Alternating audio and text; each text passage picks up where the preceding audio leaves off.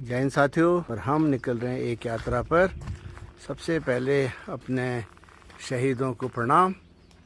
और मौसम देखिए बहुत अच्छा हो रखा, लेकिन कल रात की बारिश ने मौसम को बहुत अच्छा कर दिया है। और सामने थैलीसैंड और उसके लास्ट में जो पहाड़ी दिख रही है उसके पीछे जाना हमने बिनसर महादेव।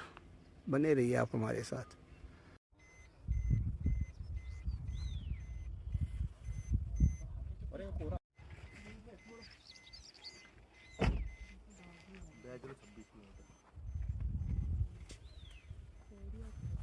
तो साथियों, हम पहुंच चुके हैं पीरसैंड पर, और ये है वीर चंद्र सिंह गढ़वाली मेमोरियल है यहाँ पर। और यहाँ से लगभग 11 किलोमीटर का ट्रैक है। चूँकि हमें वापस आना है तो हम दयाड़ा गांव तक गाड़ी में जाएंगे और वहाँ से वापस आएंगे पैदल। आप बने रहिए हमारे साथ। ग्राम पंचायत चौंडा।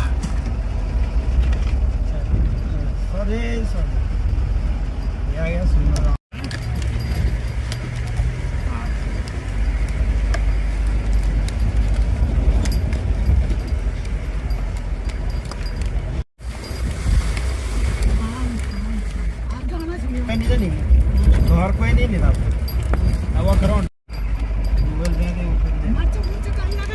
जयती गाँव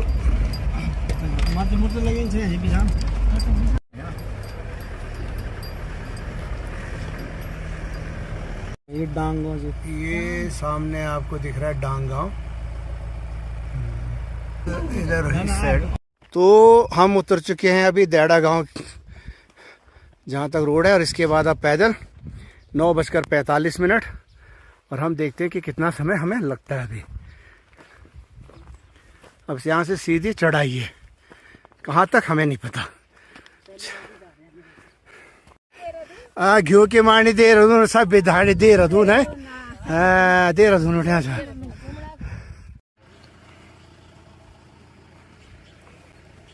वो सामने रहा डांगांव, जहाँ कुछ समय पहले ऊपर से बहुत बड़ा लैंडस्लाइड हुआ था। और ये है जैती वल्ल्या पल्ल्या, बेहतरीन जगह।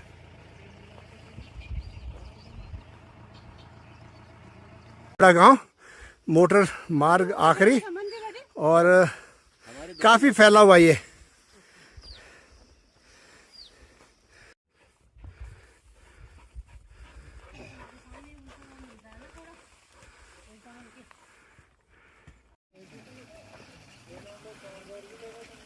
जड़ें देखिए कैसी फैली हुई हैं, एक दूसरे से मिली हुई हैं,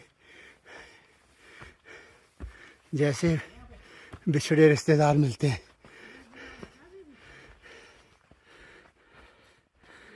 तो फाइनली हम पहुंच गए हैं अभी बिनसर, और ये हैं गणेश जी।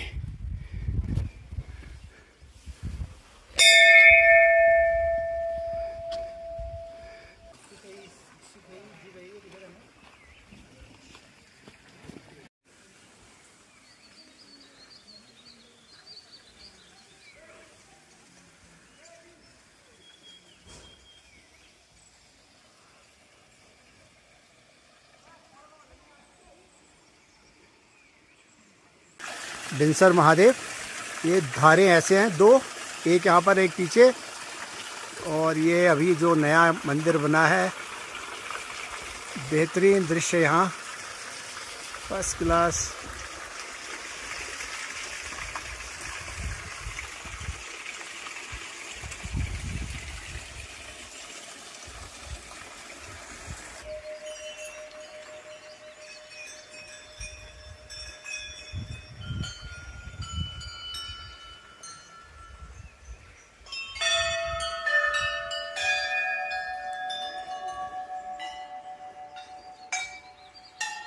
और ये नंदी, इनकी भी एक कथा है।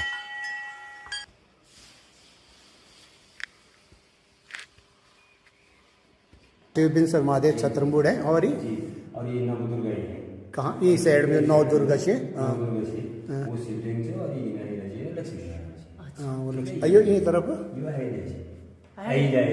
अच्छा अच्छा। हां ये उना जब रूप छ ना मतलब तब वो मूर्ति कोई प्राचीन मूर्ति जो ये लक्ष्मी नारायण एक भगवान दुई मूर्ति तब एक साथ में जो प्राचीन मूर्ति है।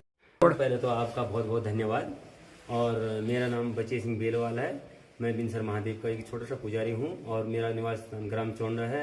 और हमारा यहाँ पर बदल बदल की ड्यूटी पड़ती है, लेकिन 12 महीना यहाँ पूजा चलती है। यात्री यहाँ बरसात में भी आते हैं, जाड़ों में भी आते हैं, गर्मी में भी आते हैं।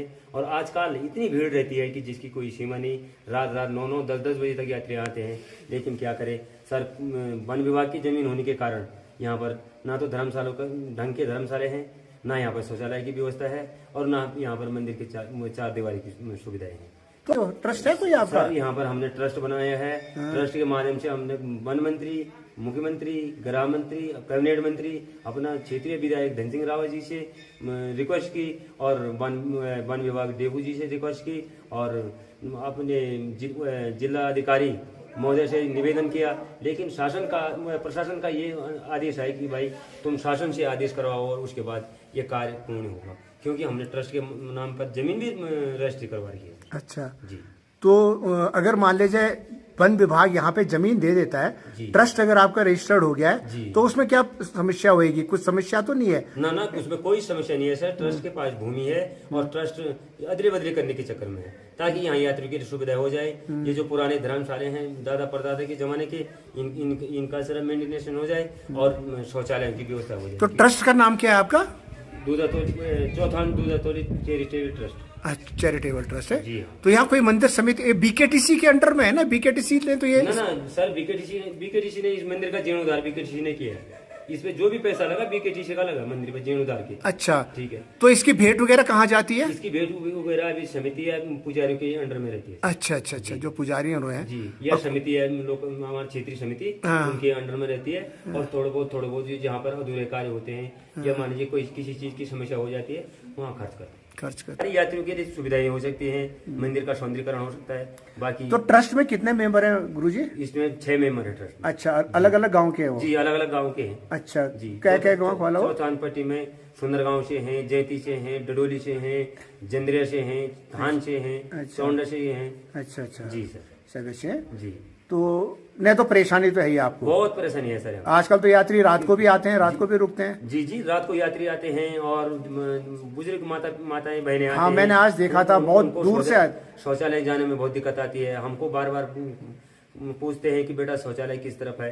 हम तो यही कह सकते हैं कि भाई खुले जंगल में जाना पड़ता है। हाँ, पर अगर एक धार्मिक स्थल है और हम धार्मिक पर्यटन को बढ़ावा दे रहे हैं, तो यहाँ पे यात्रियों की सुविधाएं, उनके लिए भी सुविधाएं होनी चाहिए, न कि सिर्फ जो लोकल लोग हैं उन्हीं के सारे रहे। नहीं, अगर ये जो दो तीन छोटे छोटे ढाबा खुले हुए हैं, यदि अगर कोई कारणवश ये बंद हो जाएंगी तो यहाँ पर यात्रियों के लिए बहुत दिक्कत हो जाएगी। तो आप लोग दिन रात रहते हैं पंडित जी? दिन रात 24 घंटा मतलब मंदिर में ड्यूटी देते हैं। शाम सवेरे धूप बत्ती करते हैं और 12 महीना यहाँ पर पूजा चलती है। अच्छा जी सर। ये भी नहीं हो सकता कि जी पंडित जी नीचे, तो कोई बात नहीं? ना ऐसा ये तो खोलना ही खोलना, दरवाजे तो खुलने ही है। सर, यात्री जब हो चाहे ना हो, लेकिन मंदिर में धूप बत्ती तो हमेशा। तो चलिए, ये थे हमारे साथ यहाँ पर बिनसर महादेव के जो हैं पुजारी, उन्हीं में से एक। और इन्होंने बताया कि अगर धर्मशाला बन जाए और उसके साथ साथ ही सुलभ शौचालय जैसी सुविधाएं हो जाए, तो चाहे महिलाएं हों चाहे पुरुष हैं, उनको सुविधाएं मिलेंगी। तो दर्शन हो गए हैं 1:03 और हम चल रहे हैं अभी वापस।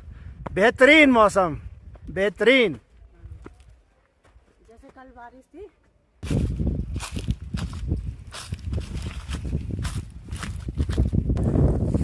पहचानिए मैं कहाँ पर हूँ और ये व्यू कहाँ का होगा, बताने वाले को शानदार इनाम।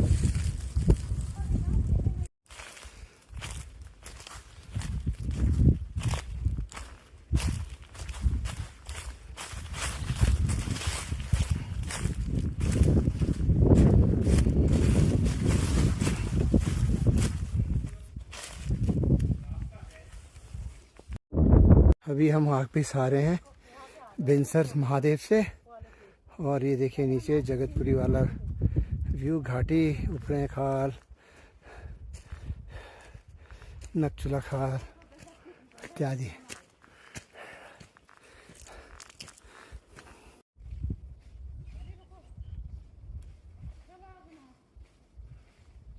फिसल के आओ।